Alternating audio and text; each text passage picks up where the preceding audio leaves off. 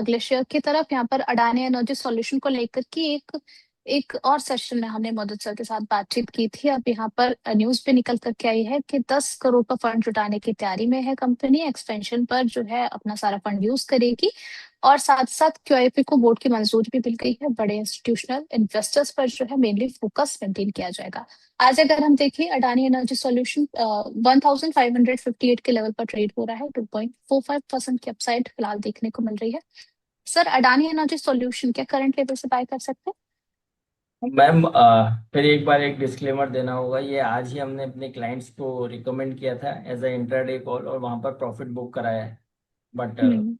बहुत प्रॉमिसिंग है। इंट्राडे में 2% के टारगेट्स चाहिए होते हैं, तो वो हमने बुक कराए हैं। बट हम जो बात कर रहे हैं चार्ट्स पर ही बात कर रहे हैं। चार्ट्स बहुत अच्छे हैं, इसमें किसी भी तरह की कोई टेंशन वाली बात नहीं है। जिस तरह के अभी भी स्ट्रक्चर स्टॉक बना रहा है, अभी भी हाई पर ही ट्रेड हो रहा है।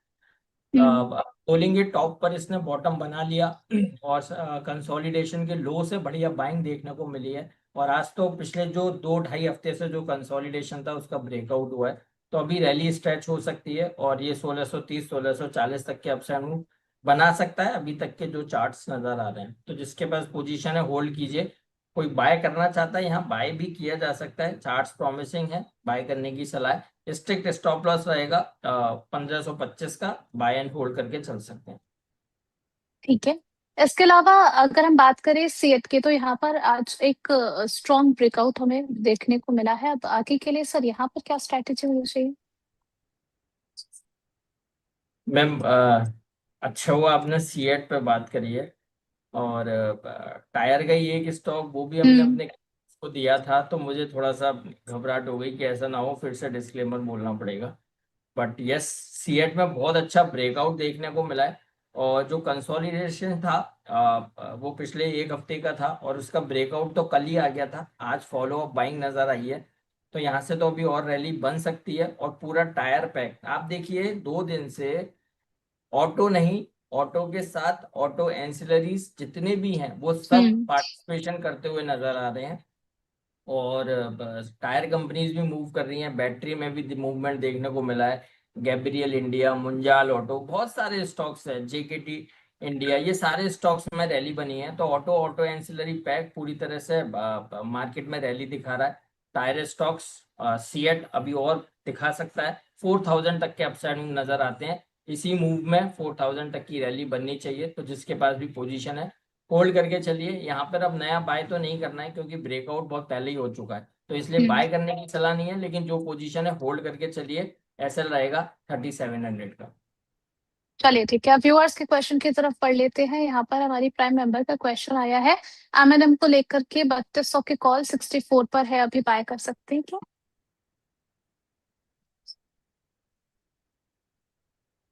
हाँ देखिए, कर सकते हैं। चार्ट्स तो अच्छे हैं। और मेरा सजेशन बस एक ही चीज रहेगा। देखिए, चार्ट्स बहुत अच्छे हैं, रैली बनाएगा, 3250 तक के अपसाइड मूव नजर आते हैं। बट हम्म। हम जो काम करते हैं वो इन द मनी कॉल में काम करते हैं। तो आप अगर इन द मनी कॉल को खरीदेंगे, वो थोड़ी सी हम्म। कॉस्टली आएगी, नो डाउट। 3150 का कॉल लीजिए या 3100 का कॉल लीजिए, तो वहां पर क्या होता है, उसमें दोनों चीजों में फर्क है। यहाँ पर आउट ऑफ द मनी पे आप ट्रेड करेंगे, अगर स्टॉक साइडवेज हो गया तो क्या होगा, आपका हम्म। टाइम वैल्यू डिके होगा, टाइम डिके होगा, और उसमें आपको पैसा नहीं मिलेगा। Out of the hmm. Money call में पैसा तभी मिलता है जब आप 100% ठीक है, और सिंगल स्विंग में और तेजी से मूवमेंट आएगा, तब आपको पैसा बनेगा। और हम्म। इन द मनी में क्या होता है, क्योंकि टाइम वैल्यू कम होती है, और पूरी अभी एक्सपायरी पड़ी हुई है, अभी जुलाई सीरीज की शुरुआत हुई है, तो टाइम वैल्यू इतनी जल्दी खत्म नहीं होगी। तो उसमें क्या रहेगा, अगर आप इन द मनी में जाएंगी तो स्टॉक अगर साइडवेज भी हुआ तो केवल इंट्रिंसिक वैल्यू की मार पड़ेगी, टाइम वैल्यू सेम रहेगा। तो इसीलिए हम फोकस करते हैं, आप इन द मनी कॉल पे जाएंगे तो आपको टेंशन नहीं होगी, और प्रॉफिट निकालने के चांसेस बहुत ज्यादा होते हैं। तो बेटर रहेगा 3150 या 3100 का कॉल प्रेफर कीजिए। तो वहां अपॉर्चुनिटी काफी अच्छी बन सकती है। चलिए ठीक है। अगला सवाल यहाँ पर शक्ति पंप को लेकर के आया है। 590 पे इन्होंने 230 शेयर ले रखे हैं। अब आगे इनको क्या एवरेज करना चाहिए? हाँ बिल्कुल करना चाहिए। और शक्ति पंप के चार्ट्स बहुत अच्छे हैं, हम 640 तक की रैली एक्सपेक्ट कर रहे हैं स्टॉक से। और हमारा व्यू बहुत पॉजिटिव है शक्ति पंप को लेके, क्योंकि राउंडिंग बॉटम चार्ट्स पे बने हुए हैं, उसके बाद कंसोलिडेशन हुआ है। ये हेल्दी साइन माना जाता है और आने वाले दिनों में तेजी बन सकती है। हम्म। 630 के टारगेट्स के लिए बाय एंड होल्ड करके चलिए। एसएल बनेगा 545 का। ठीक है। एक और सवाल है इनका, तिरुमलाई केमिकल को लेकर के 214 की इनकी बाइंग है, 500 शेयर है। अब 183 चल रहा है सर, 2.39% के अपसाइड के साथ में, क्या यहाँ पर भी एवरेज किया जा सकता है? हाँ देखिए, थिरुमलाई केमिकल बाय करने की सलाह है। और जिस तरह के अभी चार्ट्स बने हुए हैं, रैली यहाँ से स्ट्रेच होगी और 215 तक के अपसाइड मूव दिखाएगा, तो बाय हम्म। एंड होल्ड करने की सलाह है। ठीक है। इसके अलावा बीएससी को लेकर के सर क्या व्यू होना चाहिए यहाँ पर? इन्होंने अपनी बाइंग प्राइस मेंशन करी है 4200 की। 100 शेयर्स इनके पास, कह रहे हैं 3820 पर आ चुका है, तो आगे यहाँ पर इनको क्या एग्जिट कर लेना चाहिए या फिर होल्ड करके भी चल सकते हैं? देखिए, बीएससी में थोड़ा इन्वेस्टेड रहिए, रैली बनाएगा। और अभी थोड़ा सा कंसोलिडेशन में है, आपको स्ट्रिक्ट एसएल रखना है यहाँ पर 3740 का। 3750 के एसएल से आप होल्ड करके चलिए। अगर इसका ब्रेकडाउन हो जाए तो पोजीशन से एग्जिट, बाय डिफॉल्ट एग्जिट करने की सलाह होगी। 3750 स्ट्रिक्ट स्टॉप लॉस के साथ पोजीशन होल्ड करके चल सकते हैं। ठीक है। Multiple choice question as always यहाँ पर राघव जी का है। विष्णु केमिकल्स, कॉनकोर्ड बायोटेक और Raymond Realty, are these good stock to buy, are these good stocks to hold, sorry, क्या अगर पोजीशन है तो होल्ड करके चल सकते हैं इसमें? कौन से stock Aarti? Vishnu Chemicals, Concord biotech and Raymond reality, 3 नाम है। देखिए, कॉनकोर अच्छा लगता है क्योंकि ये हमारे हम्म। रडार पर है कॉनकोर। और स्टॉक में रैली के बाद कंसोलिडेशन पे आज फॉलो अप बाइंग नहीं आई है, बट स्टॉक रैली दिखा सकता है, खरीदारी कर हम्म। लीजिए। 505 तक के अपसाइड मूव देखने को मिलेंगे।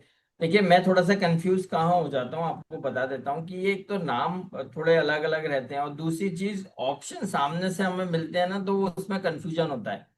तो अब ठीक है, बट कॉनकोर ठीक लगता है। आप कॉनकोर में खरीदारी करके चल सकते हैं। 505 510 तक के अपसाइड मूव नजर आते हैं।